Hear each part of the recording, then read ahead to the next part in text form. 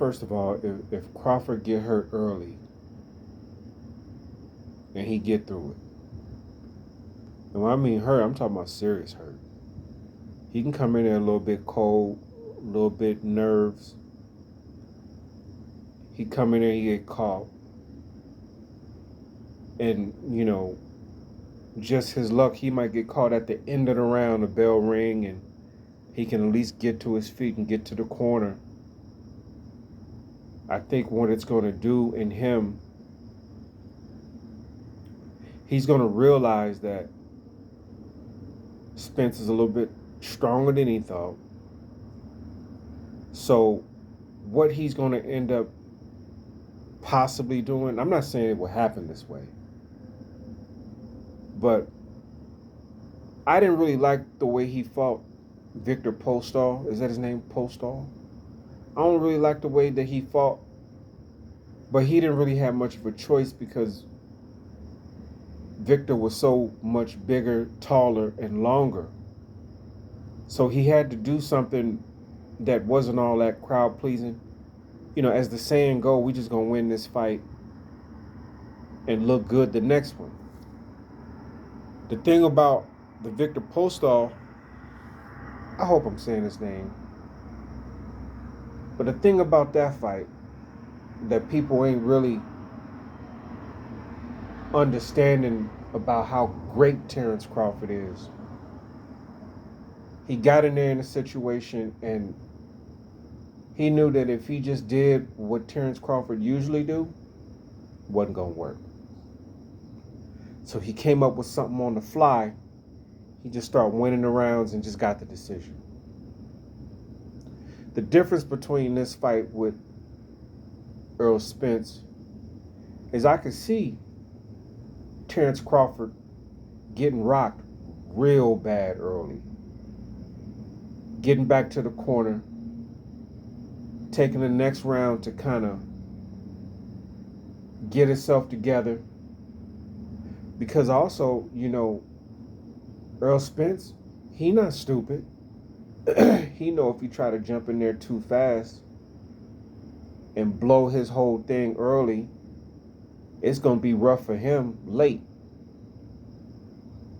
So he's going to be a little bit more cautious. But if it's something that's just so irresistible, he'll... But see, that's where I think he's going to get tagged. And it's not going to be a tag where it completely hurts him. It's just going to be a tag that Crawford is still dangerous. And then Crawford's going to start boxing the way he boxed Victor Postol. Man, I hope I'm saying this dude's name right. I'm going to Google it in a minute. But he's going to start boxing that way. And the thing with Errol Spence, he don't have the range and the length that this guy. And Spence will be able to stay a little bit closer, get himself together, and still be in range to counter. And he gonna land something, which is gonna completely switch the momentum of the fight. I don't know if it's gonna be changing stances. I don't know what it's gonna be. I don't know what this guy's gonna do. But whatever it is, you're gonna see some dancing, and it's not gonna look like anything fan-friendly for a few rounds. And just when it gets to the point where Spence is going to get to the point where he's a bit impatient, he's going to think he can, hey, if I hurt him once, it ain't going to take much to get him again. He's going to come in there with a bully, try to do something, and Crawford is going to catch his ass. I don't know if he'll drop him, but I know it's going to be something that's going to, like I said, it's going to switch the fight in such a fashion that it's not going to be anything that Errol Spence has ever had to deal with before. And he's not going to be able to make the adjustment like Crawford made the adjustment. Like, see, fights like this is about It's about adjustments. That's what the fight is about. It's about adjustments. So Crawford weathered the storm. He switched up. Then he got with Spence. Spencer, he's probably got 2 or 3 levels. By the time he's in the 5th round, he is gonna plateau to be where he is for the rest of the fight. He ain't gonna be able to switch. He's not gonna be able to circle. He's just gonna be in fight mode. And this is the reason why I have never favored Earl Spence over Terrence Crawford, because when shit gets real, he don't got he's got 3 big guns in his safety belt.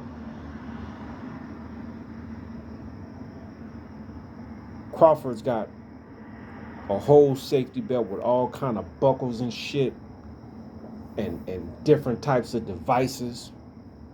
And then if it just really gets stupid like that, he can just get dirty in there. So he just got too many fucking levels. And if he can just get through the early stages, and he can get through the brute strength, and don't get caught up in the pride, don't get caught up in trying to pay Earl Spence back. Just get yourself together, because if he's patient enough, it's going to wear on Spence's patience, which now he's thinking about all the shit that he's spoken about and talked about before the fight. It's going to be a pride thing. And that's another thing. As prideful as I think Terrence Crawford is, and the asshole that he completely is, I think once he's in the ring, it's just straight business with him. It's just the calm. It's just the fact that sooner or later I get your ass. Sooner or later, the slumlord will come to collect the rent. It might not be today. It might not be tomorrow. But it guaranteed it's going to be when the slumlord need the money the most and you are short, and he going to have his boys with him. And if you can't pay, you got to leave. And if you act a fool, the slumlord is the slumlord for a reason. There's just not a way in heaven. I can't see nothing that Earl Spence could do to beat this guy. I can't see nothing. And I know, man, I am not, man, look. It ain't a personal thing for me. I'm not Terrence Crawford is not one of my all-time favorite fighters. Like, I'm not attached to him like that. Like, shit, the last year, he had a couple fights I didn't even see him, especially that shit. I was glad he got his 10 mil over there with that, but I was just straight boycotting. I'm like, man, I'm not trying to fuck with you while you fucking with this shit over here. Call me if you get Spence in the ring. Or if you can't get Spence in the ring, once you come down to 140, try to work something out with Lomachenko. Oh shit, Gervonta Davis came up to 140? Okay, come down and fight 140 with him. Or shit, go up and fight a meaningful fight at 154 to put the pressure on Earl Spence to chase you up there. Whatever the case might be. I don't know. But it was easy for me to detach from what was going on with Crawford just because of the whole bullshit that happened over the last 5 to 10 years with Mayweather and Pacquiao. Like, I'm at the end. Like, I'm at the end of my boxing love. Like, right now we living in the same house but sleep in 2 different rooms. But, you know, I hooked up a couple months ago with Gervonta. Then she came and hooked up with me with the Devin Haney. then I went back and hooked up over there with the Teofimo Lopez. And now we like sleeping on the couch together in the living room. And you know, hopefully after July 29th, maybe we can reconsummate this whole situation. But like, I need some sloppy. I need some sloppy, filthy, trashy, skullduggerous, god-awful excitement on July 29th. I need the type of shit that make me want to watch as much as I watch Duran Leonard, as much as I watch Hagler Leonard. I've probably watched Hagler Leonard more than 1,000 times. I know I've watched Leonard Duran more than 500-600 times. Like, I want to fight so great that it'll bring me back to my true essence of my first love, which is boxing. Boxing was my first love. Hip-hop was my second love.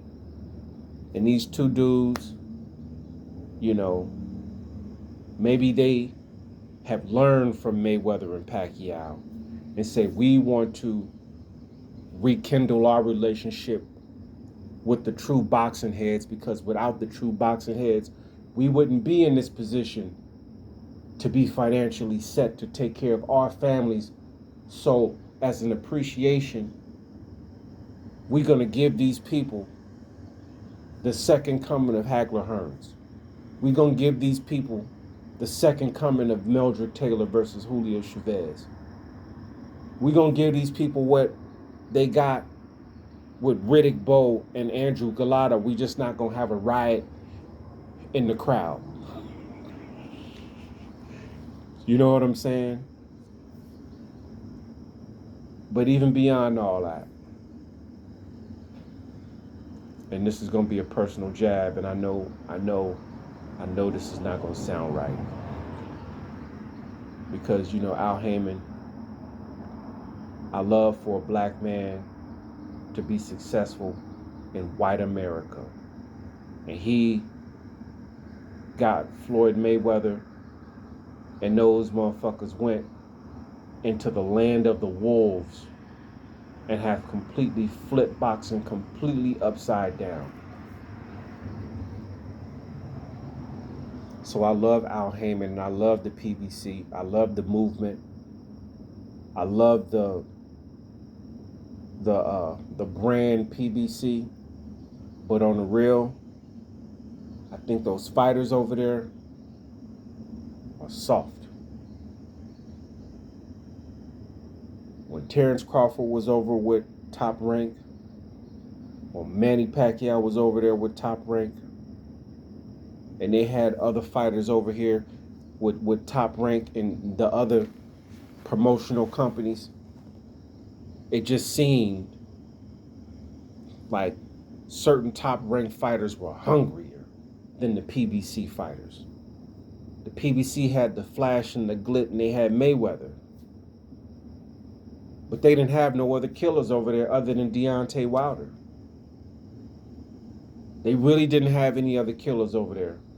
It was Mayweather, Deontay Wilder. Now we've got Earl Spence.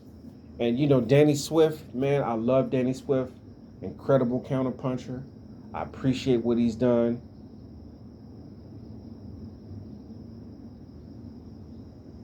But there's nothing in me that can pick any fucking PBC fighter over Terrence Crawford under any fucking circumstance.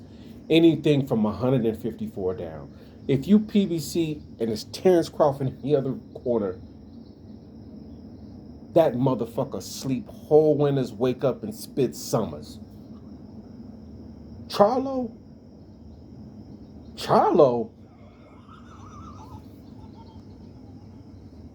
Spence?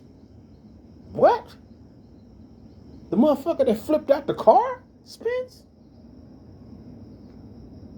Against who? Bud?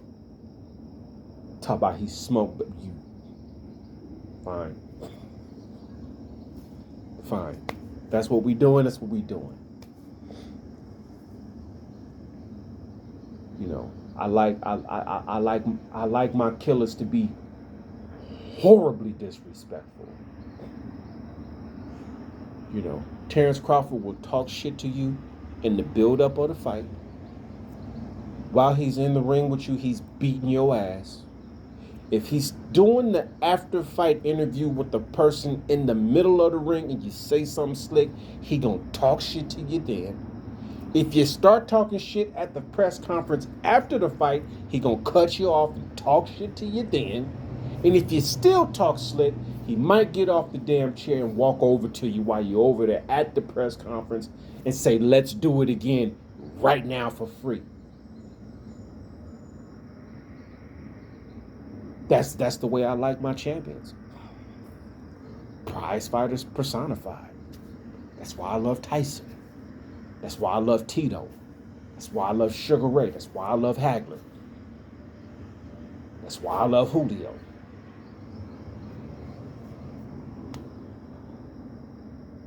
These PBC motherfuckers, those motherfuckers are nice. Ain't no killers over there. They're nice. Nice guys. Making money off the boxing business. Fine. You lucky Terrence Crawford wasn't over there 10 years ago. Because you wouldn't have a fucking PBC if he was over there 10 years ago.